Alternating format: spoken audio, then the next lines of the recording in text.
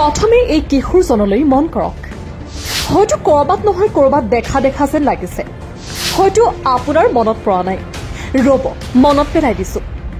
কেইদিনমান পূৰ্বে আমাৰ মৰমৰ জুবিন গাৰ্গৰ গান গাই ভাইৰেল হোৱা এইজনেই হৈছে সেই বাহাৰুল যাৰ কণ্ঠ শুনি মুগ্ধ হৈছিল অসমৰ কোটি কোটি জনতা অসমৰ বিভিন্ন নিউজ চেনেলৰ শিৰোনাম দখল কৰিছিল এইজন বাহাৰুল ইছলামে নিশাটোৰ ভিতৰতে লাখ লাখ শ্বেয়াৰ হোৱা সামাজিক মাধ্যমত ভাইৰেল হৈ পৰিছিল তেজপুৰৰ বাহাৰুল ইছলাম একমাত্ৰ প্ৰতিভাৰ সন্ধানে ভিতৰীয় অঞ্চলৰ পৰা বিচাৰি উলিয়াই সেই ভাইৰেল বাহাৰুল ইছলামক যিমান সম্ভৱ ভিডিঅ'টো শ্বেয়াৰ কৰি পুনৰ ভাইৰেল কৰি দিয়ক বাহাৰুল ইছলামক আজিৰ পৰা প্ৰায় ৩-৪ বছৰ পূৰ্বে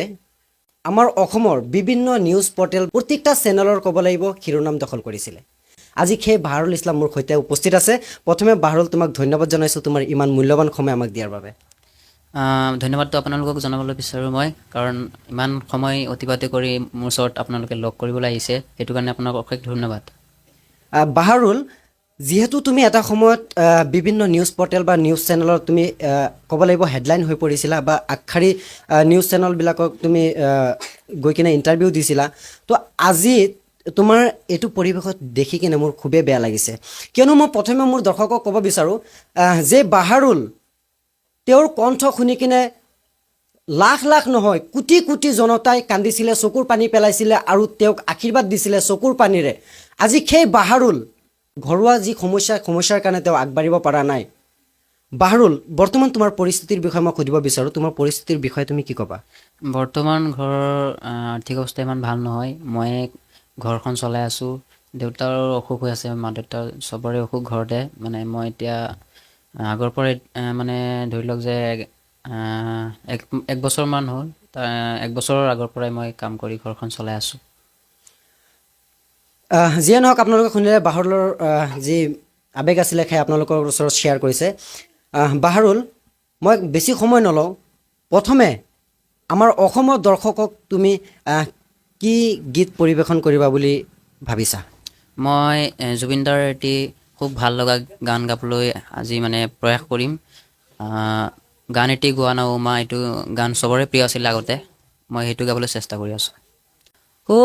গান এটি গোৱা না মা হাত বুলাই দিয়া না মা গান এটি গোৱা না মা হাত বুলাই দিয়া না মা সপোন হেৰালে কিনিবা বিচাৰি আনি দিয়া না মই শুব পৰা নাই অ' মা বুকুখন বিষাইছে অ' মা গান এটি গোৱা না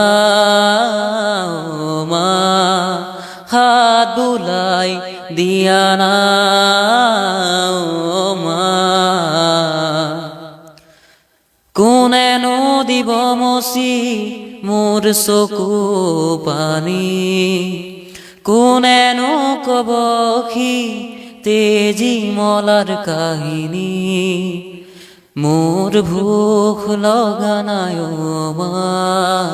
তুমি আহি খুৱাই দিয়া না তোমাক নোপোৱাৰ যাতনা এবাৰ কাষলে আহানা